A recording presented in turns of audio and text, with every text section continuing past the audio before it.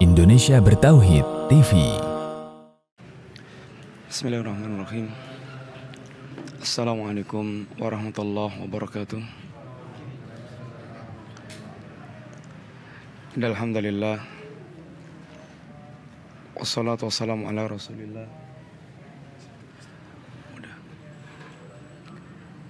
wa ala alihi wa ashabihi wa mawalah.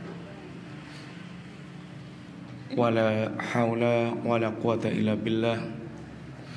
Amma ba'du. Alhamdulillah, akhwati billah rahimani wa rahimakumullah. Insyaallah kita melanjutkan dulu Al-Qur'annya, surat As-Saffat ayat 63. Ayat 62 berkaitan dengan Syajaratus Zaqum. Syajaratus Zaqum, ini pohon zakum, makanannya ahlun nar. Yang Rasulullah sallallahu alaihi wasallam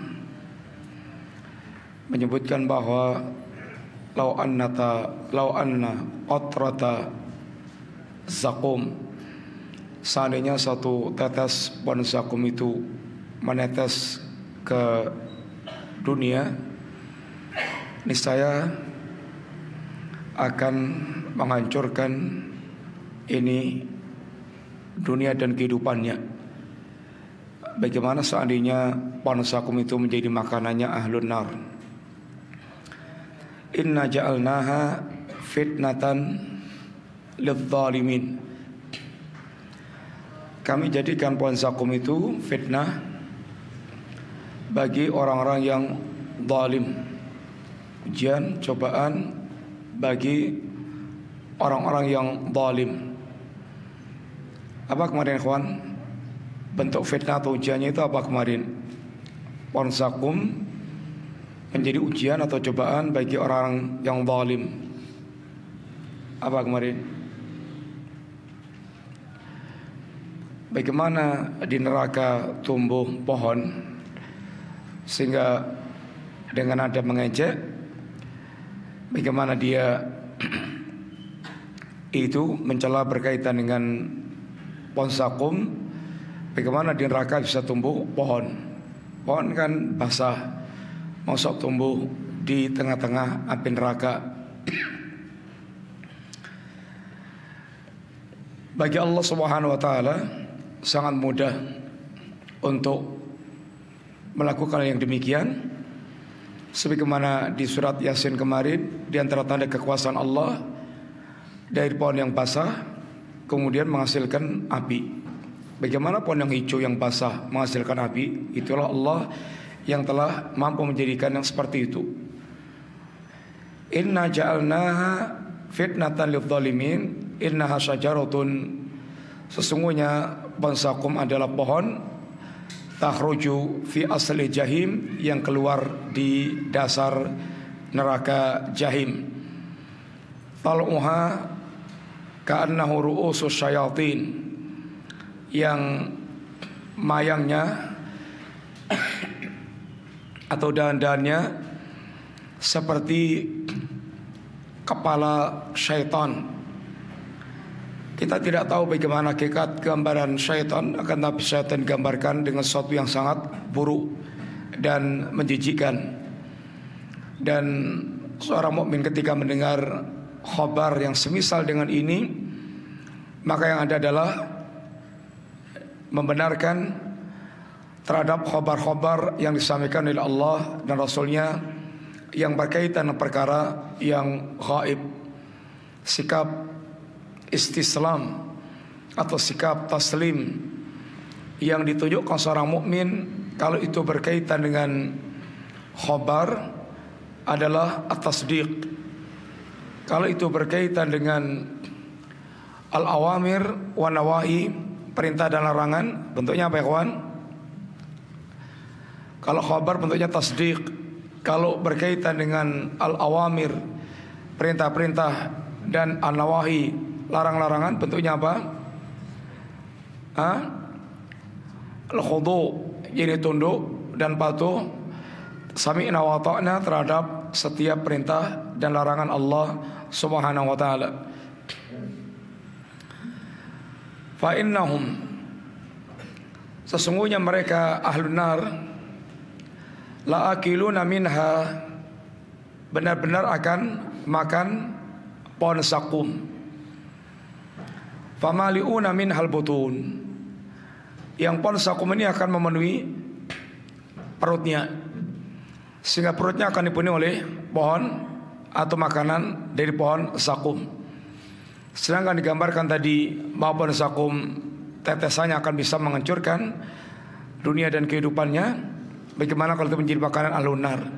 Yang jelas menunjukkan tentang dahsyatnya makanan-makanan ini ahlun nar. Thumma inna lahum 'alaiha lasyauban min hamim. Kemudian bagi mereka ahlun nar ini, dia akan berikan minuman yang bercampur dengan air yang sangat panas, air yang mendidih. Dia akan diberikan minuman dari air yang sangat mendidih, yang campuran adalah air yang sangat mendidih, dicampur dengan tetesan, yaitu pohon zakum. Air yang sangat mendidih menjadi bagian makanan dan minuman ahlun nar. Thumma inna marji'ahum la ilal jahim. Kemudian tempat kembali mereka pasti ilal jahim, la ilal jahim, pasti yakni ke neraka jahim. Tempat kembalinya mereka, tempat pulangnya mereka adalah neraka jahim. Innahum alfau aba'ahum dhalin, dan mereka akan mendapati bapak-bapak mereka yang sesat juga di neraka jahim. Mereka akan ditemukan pula dengan para kakek moyang mereka yang sama-sama sesat dan meringkuk di dalam jahanam. Fahum ala atharihim yura'un. Mereka dulu waktu di dunia itu mengikuti jejaknya kakek moyang mereka itu, yura'un, mereka bersegera. Makanya senantiasa di antara alasan orang-orang kafir musyrik ketika menolak dakwah tauhid, dakwahnya para nabi dan para rasul, dan ajakan untuk mengikuti jalannya para nabi yang Allah wahyukan, wa idza qila lahum ta'alau ma anzalallah, dan ketika diajakkan kepada mereka, mari kita menuju kepada apa yang Allah turunkan, jadi menghidupkan, melakukan apa yang Allah turunkan. Apa jawaban mereka? Di antara jawaban mereka adalah bal wajadna aba'ana kadzalika yaf'alun, bal wajadna alaihi aba'ana. Kami telah dapatkan apa yang dilakukan oleh kakek moyang kami. Wa inna ala atharihim muqtadun, dan kami ini mengikuti atau meniti jejaknya kakek moyang kami. Ini ada alasan dari zaman dulu kala sampai zaman kita sekarang ini. Penolakan-penolakan ahlul batil, kafir, musyrik, itu adalah beralasan dengan kakek moyang mereka, sehingga sudah menjadi warisan dari zaman terdahulu bahwa penolakan terhadap al-haq, dakwah tauhid dan ittiba itu adalah senantiasa di antara alasannya adalah karena mereka telah mengikuti garis kehidupan kakek moyang mereka tanpa mau tahu kakek moyang mereka itu di atas jalan yang lurus atau jalan yang batil. Walaqad dhalla qablahum aktsarul awwalin. Sungguh sebelum mereka, pendahulu-pendahulu mereka pun telah sesat. Sebelum mereka ini, pendahulu-pendahulu mereka juga telah sesat. kebanyakan manusia dari zaman ke zaman adalah berada di dalam kesesatan,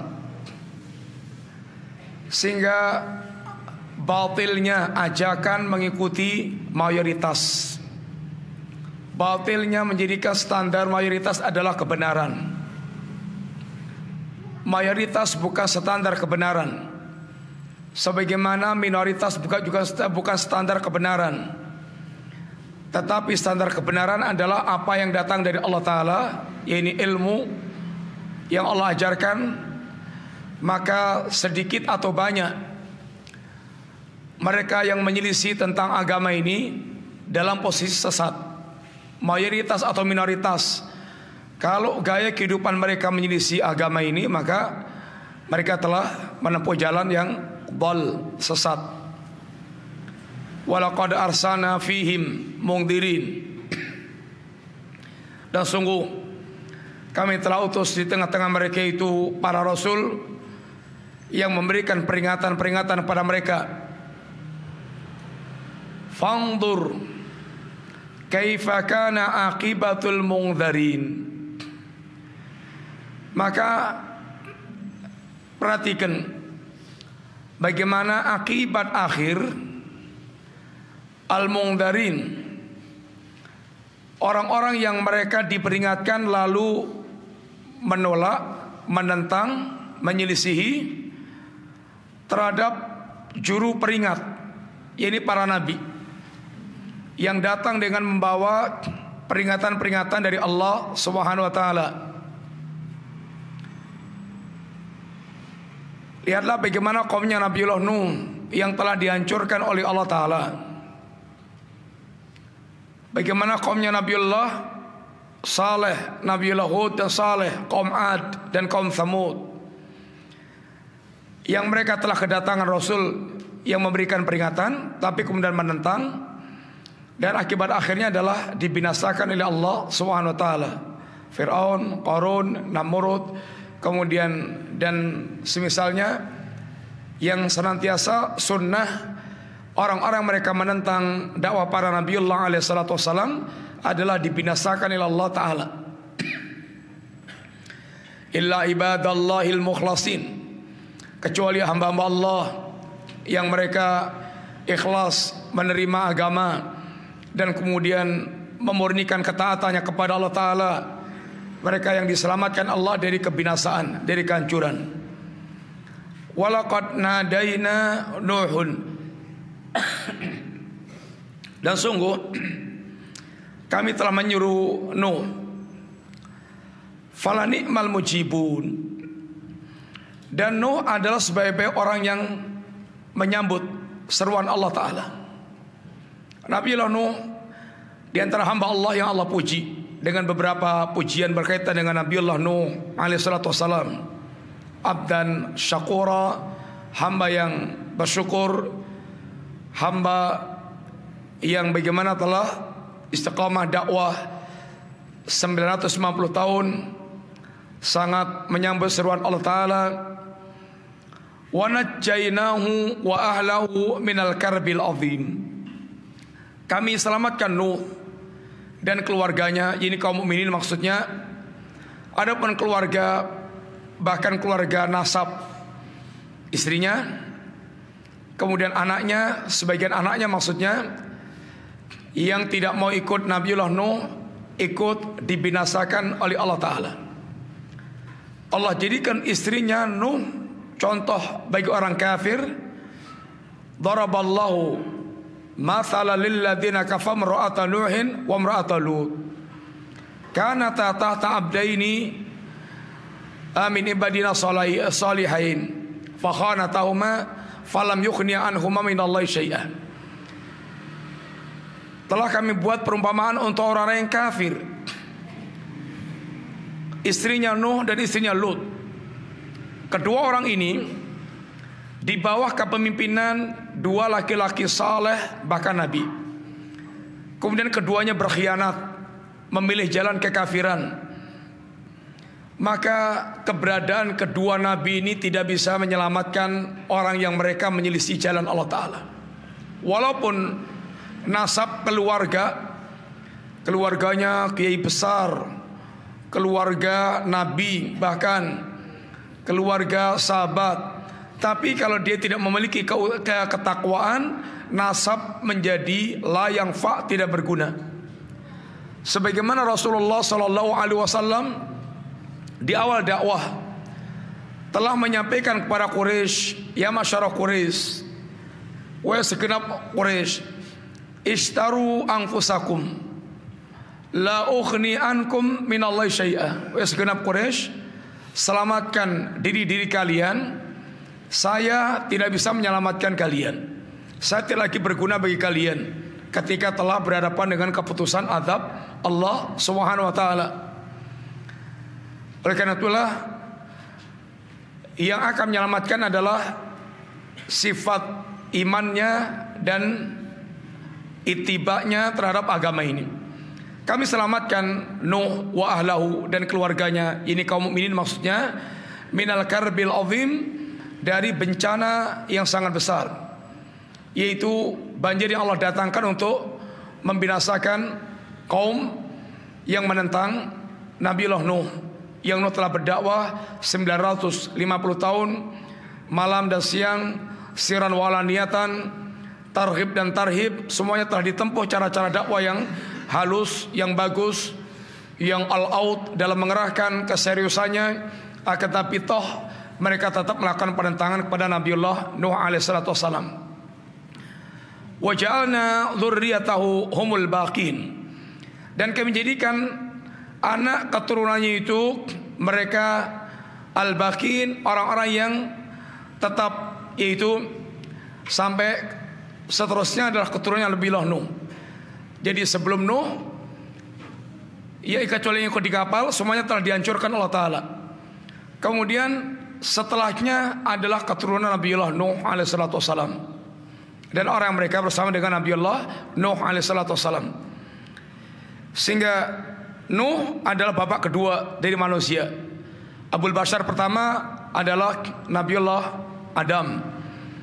Kemudian yang berikutnya Nabiullah Nuh, karena sebelumnya telah diludeskan oleh Allah Subhanahu wa taala.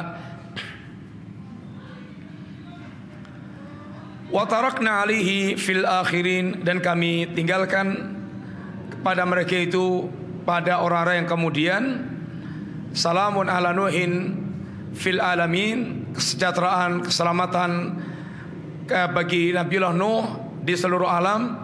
Jadi nama harumnya, sejarahnya, kemudian ini bagaimana Nuh meninggalkan keturunan yang nabi, yang saleh.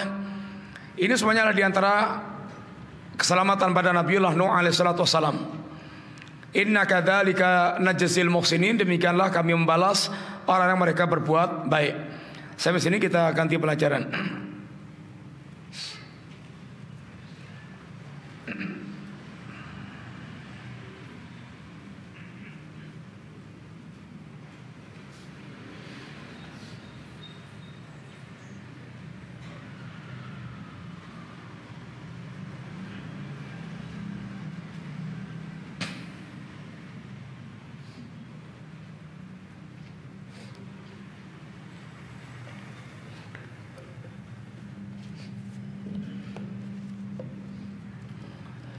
Pelajaran kita dari Muqawwimat Ad-Da'iyah An-Najih, kita masuk pada pembahasan ini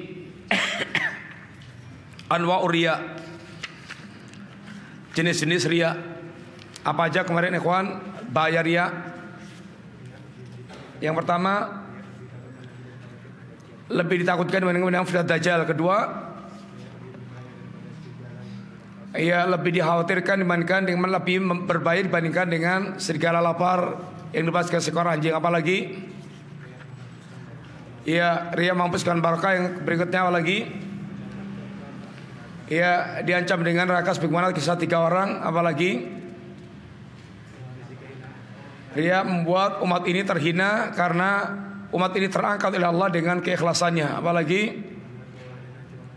ya diharamkan palanya di akhirat. Apalagi nah, sekarang kita macam-macam riya. Yang pertama, Di antara bentuk ria, masing-masing kita ngoreksi diri kita sendiri-sendiri. Karena penyakit yang banyak menjangkiti orang kafir atau orang munafik. Ria banyak menjangkiti orang kafir atau orang munafik? Orang soleh.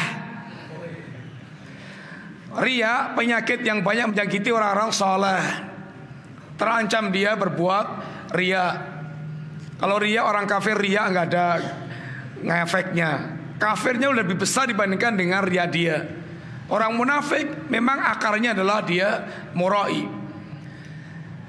Ria di antara jenis-jenisnya, satu, ayyakuna muradul abdi ghairallah.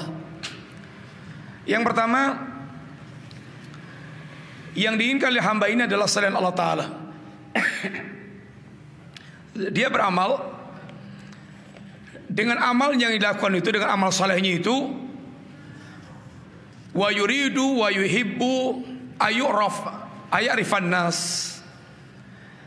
Dia pengen dengan amalnya itu dikenal oleh manusia. Senang dikenal manusia, biar terkenal, biar tenar. Sehingga amal yang dilakukan itu sama sekali tidak ada niatan untuk mencari keutamaan di sisi Allah Ta'ala. Yang dia inginkan adalah perkara-perkara duniawi, termasuk diantaranya ketenaran. Tenar, membangun ketenaran, rugi. Kalau kita itu beramal hanya untuk mencari ketenaran, kalau hanya pengen tenar itu gampang. Antum ke Saudi, ke Mekah, umroh, terus langsung kencing di pojok Hajar Aswad, langsung terkenal sedunia, diberitakan oleh media dunia, terkenal. Yang penting itu bagaimana seorang muslim itu terkenalnya di kalangan malaikat. Kalau itu harus diusahakan. Orang yang tidak dikenal malaikat itu artinya dia hampir tidak pernah di majelis-majelis kebaikan, sehingga namanya tidak harum di kalangan para malaikat. Kalau tidak dikenal oleh manusia, ikhwan, tidak begitu membahayakan dan tidak berbahaya bagi agama dia khususnya. Kalau tidak terkenal, efeknya dengan dunia ada enggak? Ada enggak? Tidak terkenal, efeknya bagi dunia ada enggak? Ada enggak? Apa contohnya? Ya, antum jualan enggak dikenal satu orang pun, ya bangkrut lah. Ya memang ada efeknya. Tapi ini berkaitan masalah amal akhirat. Tapi dia pinginnya dikenal oleh manusia, membangun keterkenalan dengan produk amal akhirat. Membangun keterkenalan dengan produk amal akhirat ini berbahaya. Alhamdulillah, orang yang bertakwa dan sangat tinggi kedudukannya di sisi Allah Ta'ala, ada yang bahkan tidak dikenal orang sama sekali tentang kebaikannya. Siapa contohnya di antaranya, kawan? Uwais Al-Qarani, seorang tabi'in yang bahkan dikatakan Nabi khairut tabi'in, tapi dia tidak dikenal oleh manusia. Baru terkenal setelah Umar mencari-cari Uwais, dan kemudian ketemu dengan Uwais di zaman Khalifah Umar, karena Umar mendapatkan wasiat Nabi, besok kalau kamu bisa ketemu dengan Uwais dari Qaran, dia pernah punya penyakit sopa albino, kemudian sembuh, tinggal tersisa 1 dirham. Dia sangat berbakti kepada ibunya. Mintalah kepada dia untuk memintakan ampun kepada Allah untuk kamu. Maka Umar pun ketika menjabat khalifah ketika datang rombongan dari Yaman selalu mencari-cari orang yang namanya Uwais.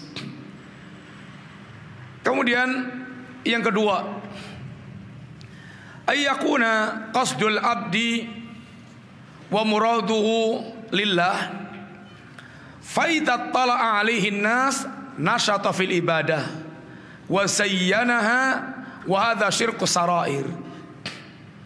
Bentuk riya yang kedua, dia beramal, tujuan, maksud dan tujuannya adalah untuk Allah Ta'ala. Ini sudah berat, seperti ini sudah berat. Tapi faidat tala'a alaihin nas, ketika ada orang yang melihat, memperhatikan, dan dia tahu sedang diperhatikan oleh manusia, nasyata fil ibadah, dia menambah semangat ibadahnya dan memperbagus, menghias-hiasnya, memperbagus. Tadinya mau rukuk nggak jadi, delenge, suwake, sujudnya dilama-lamakan, sehingga hanya menunggu komentar orang biar masya Allah luar biasa. Awalnya sudah niatnya udah benar, udah bagus, sudah kepada untuk Allah Ta'ala. Tapi begitu dilihat oleh orang, maka sudah mulai rontok. Kemudian dengan perhatian orang itu, dia mulai memperbagus ibadahnya. Ini rawan gak seperti kita? Antum kalau yang memperhatikan kambing sama orang beda gak? Perhatian sholat, di sampingnya ada kambing, terus meningkat gak semangat ibadahnya itu? Walah wedus, gak ada. Beda dengan yang di sampingnya bos, bos, atau yang sampingnya adalah orang yang dia harapkan sesuatunya. Beda, akan bisa rawan untuk membuat kita berubah niat. Ini yang dikatakan Nabi dengan istilah syirkus sarair. Ya ayuhan nas, iyyakum wa syirkas sarair. Wahai manusia, jauhi itu syirik yang terselubung. Syirik terselubung, namanya terselubung, tersembunyi, rapat. Seandainya bukan karena taufik Allah, maka banyak yang tidak selamat orang tersebut dengan syirik jenis ini.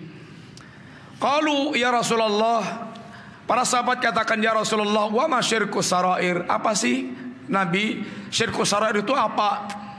Yaqumur rajul fayusalli fayuzayyinu salatahu jahidan lima yara min nadrin nas ilaihi fadzalika syirkus sarair. Orang salat lalu dia menghias-hiasi, memperbagus salatnya dengan penuh kesungguhan, disebabkan karena penglihatan manusia kepada dirinya. Itulah syirkus sarair. Dalam kitab Tazkiyatun Nufus, Ahmad Farid diceritakan di antara syirkus sarair, kisah ada orang selalu softnya, kalau salah softnya di depan terus.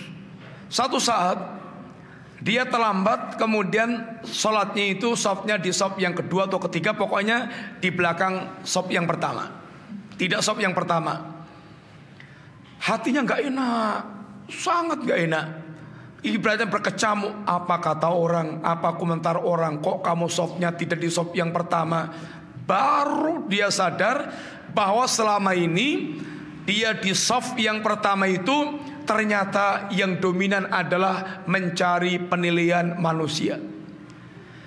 Kalau orang yang ikhlas, ikhwan, gak peduli dengan komentar manusia, gak peduli dengan komentar manusia. Yang dia perhatikan bagaimana mempersembahkan amal yang terbaik di hadapan Allah Subhanahu wa taala. Maka mau jadi ketua takmir, mau jadi tukang sapu masjid, mau jadi bendara, mau jadi pembantu umum, gak ada masalah buat dia. Kata Nabi, berbahagialah orang mereka itu kalau bisa di depan, di tengah atau di belakang, gak ada urusan, karena yang dia inginkan adalah penilaian Allah Ta'ala. Ketika Panglima Khalid bin Walid, dia kalau perang hampir tidak pernah kalah. Pedangnya sudah berapa memenggal kepala atau lehernya orang-orang kafir, hampir tidak pernah kalah dalam memimpin peperangan. Di zaman Umar bin Khattab, Khalid bahkan kemudian dipecat oleh Umar, diturunkan jadi prajurit biasa. Lihat bagaimana hatinya Khalid yang merupakan alumni madrasahnya Rasulullah SAW. Saya berperang bukan karena Umar, saya berperang karena Allah Subhanahu wa taala. Mau jadikan jenderal, mau jadikan kopral, oh enggak ada masalah.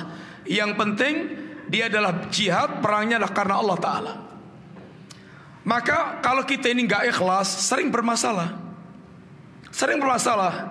Dicopot jadi takmir. Ngamuk-ngamuk mamanya. Ngamuk-ngamuk. Lah kok ngamuk sih? Kan abot, jadi takmir kan abot, dibuat enteng kok malah ngamuk-ngamuk. Ya karena yang dicari bukan yang ada di sisi Allah Ta'ala. Coba kalau yang dicari yang di sisi Allah Ta'ala, oh dia gak akan peduli. Mau ditaruh dimanapun juga gak akan peduli. Ditaruh yang uangnya kering, yang uangnya basah, pilih yang mana? Uang kering uang basah? Pilih kering lah. Dia gak akan peduli, karena yang dia cari adalah apa yang di sisi Allah Subhanahu wa taala. Sehingga ketika kita ini didominasi dengan ketidakikhlasan, sering bermasalah. Akan menjadi masalah-masalah terus dalam kehidupan itu. Yang ketiga, di antara bentuk riya, ayat khula al-abdu fil ibadah lillah wa yakhruju minha lillah faurifa bidzalika wa mudiha fasakana qalbu ila dzalikal madah. Orang melaksanakan ibadah karena Allah, selesai ibadah juga masih karena Allah, tapi setelah itu dampak berikutnya itu kalau dia dipuji orang, hatinya senang, hatinya tenang, senang banget mendapatkan pujian manusia, dia sangat senang sekali. Kemudian dia senang sekali kalau mendapatkan fasilitas dari orang, karena dia dikenal orang yang baik. Dan bahkan itu kemudian dia mencari-cari. Kemudian kalau tidak mendapatkan fasilitas dari orang, dia hatinya kecut, hatinya protes, hatinya gelisah. Ini adalah alamat ada sesuatu yang tersisa dalam hati dia.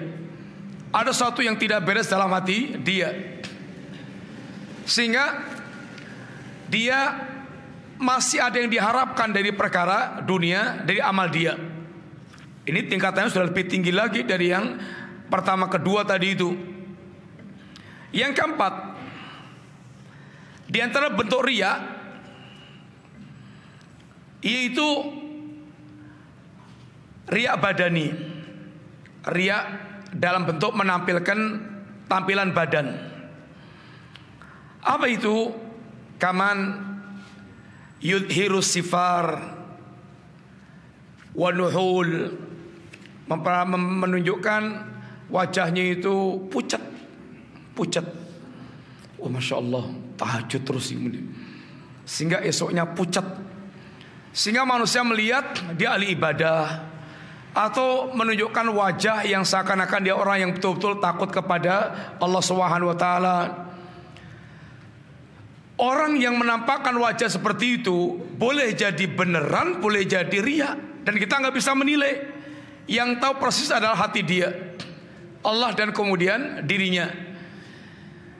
Tapi ada orang yang model riyanya begitu, menampakkan penampilan badan, tampil ahli ibadah, tampil orang yang seakan takut dengan kampung akhirat, atau lesannya kelihatan berzikir terus. Bagus, memang harus begitu. Tapi kalau niatnya itu untuk mendapatkan pujian manusia, ini namanya riya badani. Yang kelima, riya min jihati libas. Riya dalam bentuk menampilkan pakaian.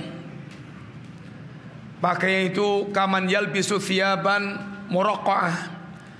Pakaiannya pakaian yang tambal-tambalan, suwek-suwek ditambal, kelihatan kayak ya ini dia penampilannya itu penampilan orang bilang Masya Allah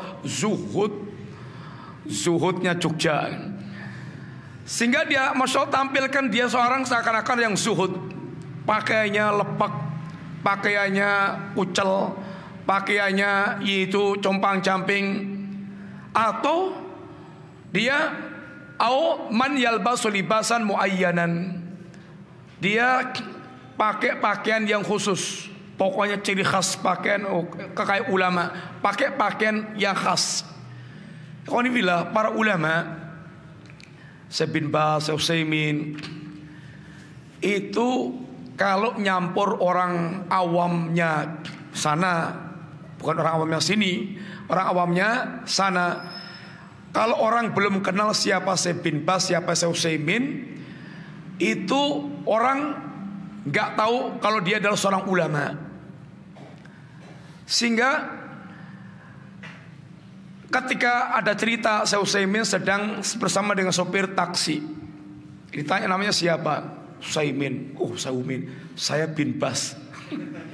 Sopir taksinya nggak ngandel, nggak yakin kalau ini Syekh Utsaimin. Makanya dia kalau saya bin Baz. Memang tidak menunjukkan ciri-ciri yang khusus. Tidak nampak orang yang ya ini khusus. Kayak kebanyakan orang berpakaian sebagaimana ini kebanyakan orang. Satu di antara pakaian yang dicela oleh para ulama adalah pakaian suhroh, pakaian kebesaran, pakaian yang menunjukkan dia adalah khas, orang khas. Ini pakaian kebesaran, sehingga terbedakan dengan yang lainnya. Kemudian yang keenam, di antara bentuk riya adalah riya bil qaul, riya dalam ucapan. Ini biasanya adalah para penceramah, kemudian orang yang tampil, yaitu bagaimana dia tampil dengan banyaknya hafalan, athar, kemudian syair-syair, atau dia siap berdebat, atau dia menunjukkan tentang kepiawaiannya dalam berbicara. Itu semuanya bagus, dan memang harus tampil ketika kita bicara sebagus-bagusnya, sejelas-jelasnya, seterang-terangnya. Tapi hati-hati, jangan sampai kemasukan niat riya. Ini adalah penyakit yang diingatkan sering sekali, yaitu memasuki orang-orang yang dari segala macam sisi. Yang ketujuh, riya bil amal, riya dengan amal, yang menunjukkan amal-amalnya itu kelihatan berkualitas, khusyuknya, kemudian ya bagusnya amalan tersebut, sehingga biar dibilang dermawan, khusyuk, orang yang betul-betul punya amalan yang berkualitas. Yang kedelapan, riya dengan ashab wazairin, riya dengan ini para pengunjung. Semua ustadz itu sudah nginjek rumah saya semuanya itu. Rumah saya ini sudah semuanya, telapak kakinya ustadz sudah nginjek lantai rumah saya itu. Intinya ingin berbangga bahwa yang berkunjung ke rumahnya itu orang-orang top-top, orang-orang hebat-hebat. Jelek-jelek begini, oh ustadz tuh semuanya mesti mampir sini, mampir rumahku. Dia pengen ini berbangga dengan pengunjung. Oh Masya Allah, berarti orang yang mulia, orang sangat ya ini dekat dengan para ustadz. Hati-hati, yang demikian juga bisa menjadi bagian dari bentuk riya. Dikunjungi para ustadz, bagus gak? Ya bagus, dan kita sangat berharap sekali rumah kita dikunjungi orang-orang saleh. Tapi jangan sampai kemudian menjadi ya ini upaya pamer pada manusia bahwa rumahnya itu dikunjungi para pembesar-pembesar, para ustadz, para syekh, para guru, dan seterusnya. Ya kalau umum, orang-orang umum ya pejabat-pejabat sudah semuanya itu mampir rumah sini, sehingga menjadi orang yang istimewa. Yang kesembilan, di antara bentuk riya adalah menampakkan dia adalah orang yang itu rendah diri biar dibilang tawadhu. Masya Allah, tawadhu sekali Ustaz itu. Terus Masya Allah, sifat tawadhu sekali. Tawadhu bagus gak? Sangat bagus. Tapi jangan sampai pura-pura tawadhu hanya untuk mencari pujian manusia. Tawadhu yang hakiki, bagaimana tawadhu dengan Allah, bagaimana tawadhu dengan manusia, dan Allah akan mengangkat derajat orang mereka tawadhu. Tapi kalau tawadhu itu menjadi cara untuk kemudian dia pamer kepada manusia agar dia dibilang orang yang tawadhu, ini adalah musibah, termasuk bagian riya. Yang ke-10, di antara riya yang sangat tersembunyi sekali, ayakhfiyal amil ta'atahu bihaitsu la yuridu ayutalli'a 'alaiha ahadun. Seorang menyembunyikan amal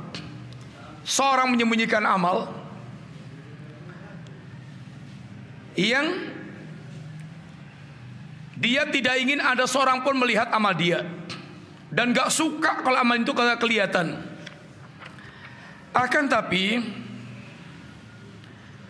dia sangat berharap sekali setiap ketemu orang lain yang salam duluan, orang lain yang itu memberikan sambutan duluan. Intinya sungguhnya dia pengen menjadi orang yang dihormati dengan amalnya itu. Ini walaupun dia sangat menyembunyikan amal dan ada niat seperti itu, ini merupakan riya yang sangat ini tersembunyi sekali. Di antara lagi yang ke-11, di antara itu riya yang betul-betul jelimet sekali, orang dengan ikhlasnya itu untuk mencari sesuatu. Dibawakan kisah di kalangan para ulama, barang siapa yang dia ikhlas 40 hari akan terpancarkan di hatinya itu dan lisannya hikmah. Oh, dia kemudian ikhlas 40 hari. Setelah itu, lah kok nggak dapat hikmah? Lalu dia lapor kepada ulama, apa katanya? Innaka akhlasta lil hikmah lam takhlis lillah. Kamu ini ikhlas karena mencari hikmah. Kamu ikhlas bukan karena Allah Subhanahu wa taala. Sehingga dia ikhlas itu untuk mencari target tertentu, bukan karena Allah Subhanahu wa taala. Ini semuanya para ulama terangkan dalam rangka untuk betul-betul kita mengoreksi diri kita. Ini sangat rawan semuanya berkaitan dengan amal-amal kita. Sekarang aqsamu riya, macam-macam riya, artinya golongan-golongan orang yang riya. Yang pertama, ayyakunal amal riya'an mahdhan. Amalnya itu riya murni. Silakan adzan.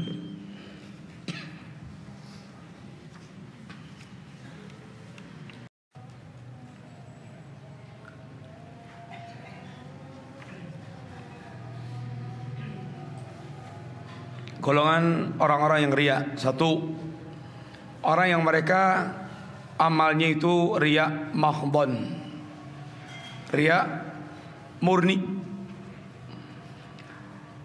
Wala yuradu bihi illa mura'atal makhlukin.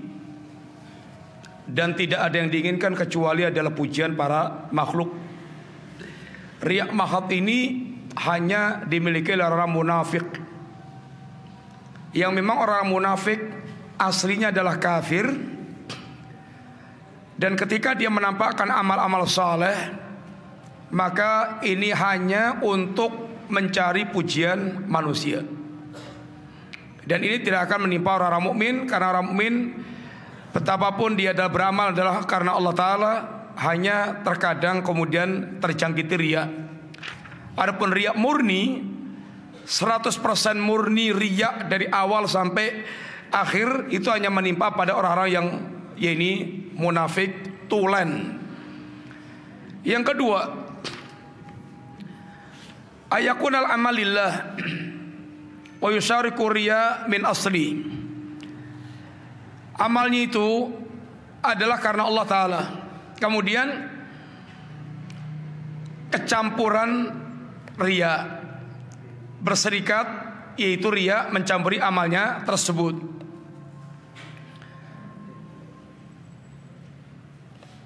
Amal yang kecampuran riya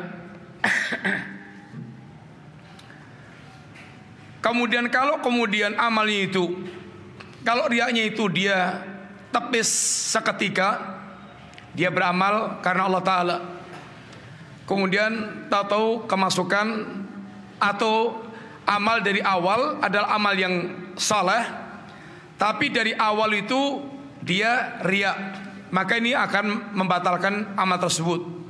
Amal itu adalah nggak dapat pahala sama sekali, batal. Yang ketiga, amal yang dilakukan karena Allah Ta'ala, kemudian di tengah-tengah beramal itu muncul niat riya. Maka ini ada beberapa keadaan. Keadaan yang pertama, jika amalnya itu tidak bersambung, artinya tidak bersambung itu contoh punya uang 100.000, dia infakkan yang pertama 50.000 ikhlas, 50.000 yang kedua dia infakkan riya, maka yang pertama ikhlas dapat pahala, yang kedua riya nggak dapat pahala, rusak amalnya. Kalau amalnya itu nyambung, amal nyambung kayak salat 4 rakaat nyambung, 2 rakaat pertama ikhlas, 2 rakaat berikutnya nggak ikhlas, dan kemudian tidak dia pelihara dan tidak dia tepis, maka salatnya rusak, nggak ada pahalanya. Dengan dia yaitu tidak memperbaiki kemasukan riaknya tadi itu, riaknya dipelihara sampai selesai.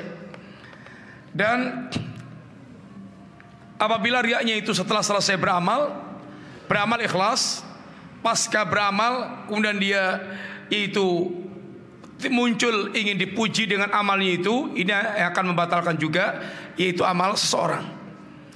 Tapi kalau dia beramal ikhlas dan tidak mengharapkan pujian manusia, kemudian Allah sebarkan kebaikan di tengah-tengah manusia, dan kemudian sampai kepada dia, dan dia pun bergembira dengan pujian manusia dan tidak dia cari, itu namanya kata Nabi, tilka ajul busral mu'min. Itu adalah kabar gembira seorang mukmin yang disegerakan Allah Ta'ala. Alhamdulillah. Adapun di atas sebab riya itu, yang paling utama, yang pertama adalah hubbul ladzatil hamdi wa sana wal madah. Pertama, suka dipuji, sehingga setiap dia beramal cari pujian. Setiap dia beramal cari pujian. Suka dipuji inilah menjadikan dia suka kemudian action riya. Yang kedua, al-firar minadzam, nggak kuat dengan celaan, lari dari celaan. Dia nggak bisa dicela orang. Akhirnya dia selalu tampil yang terbaik untuk mendapatkan pujian orang, khawatir dia itu dicela, nggak siap dicela. Akhirnya dia pun hanya mencari pujian manusia atau agar tidak dicela oleh manusia. Yang ketiga, atam ufima fi aidin nas, adanya rasa tamak dengan apa yang di tangan manusia. Cari-cari apa yang di tangan manusia, mengharapkan jabatannya, mengharapkan hartanya, mengharapkan sesuatunya, sehingga dia mencari pujian kepada seseorang. Ini diantara 3 sebab utama seorang dia sering terjebak di dalam riya. Apa tadi? Pertama, ikhwan, suka dipuji. Kedua, lari dari celaan. Yang ketiga, menginginkan sesuatu yang di tangan manusia.